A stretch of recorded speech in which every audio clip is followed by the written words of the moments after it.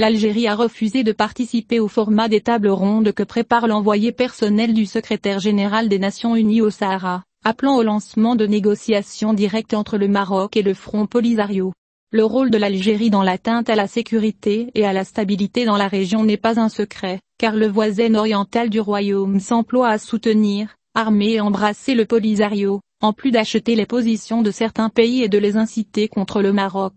Il met également en évidence le rôle scandaleux du régime algérien dans la création de groupes armés et l'exportation du terrorisme dans son voisinage régional depuis la décennie noire, en plus de son utilisation des gangs du crime organisé et de la mise à leur disposition de refuges et de moyens d'approvisionnement. Mohamed Salem Abdel Fattah, expert sur la question du Sahara, a déclaré que la communauté internationale rappelle maintenant le rôle de l'Algérie dans la tentative d'aggraver la situation, de tendre l'atmosphère dans la région et d'entraver les efforts internationaux visant à résoudre le conflit. Le même expert a estimé que le secrétaire général de l'ONU et son envoyé personnel au Sahara insistent pour l'associer à leurs bons offices, en application de la dernière résolution du Conseil de sécurité publiée en octobre dernier. Cependant, ils sont confrontés au rejet officiel et à l'intransigeance, en rupture flagrante avec la légitimité internationale et les règles de paix internationales. Mohamed Salem Abdel Fattah a ajouté que l'Algérie, en refusant de participer au mécanisme de table ronde que prépare de Mistura,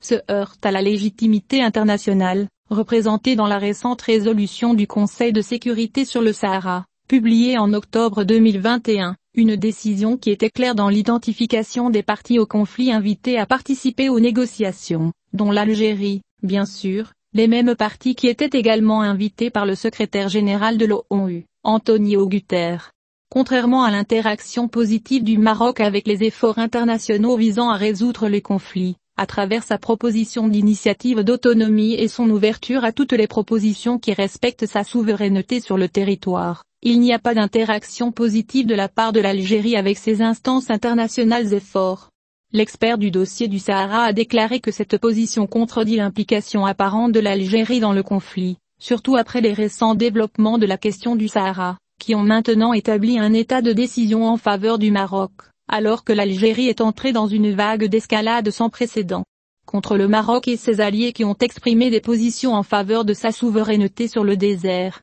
L'analyste se penche sur les gains politiques et diplomatiques que le Maroc a accumulés récemment, qui ont entraîné un déséquilibre dans les rapports de force liés au conflit du Sahara, et ont conduit à brûler la carte Polisario au sein du jeu de guerre par procuration l'Algérie joue contre les intérêts du Maroc.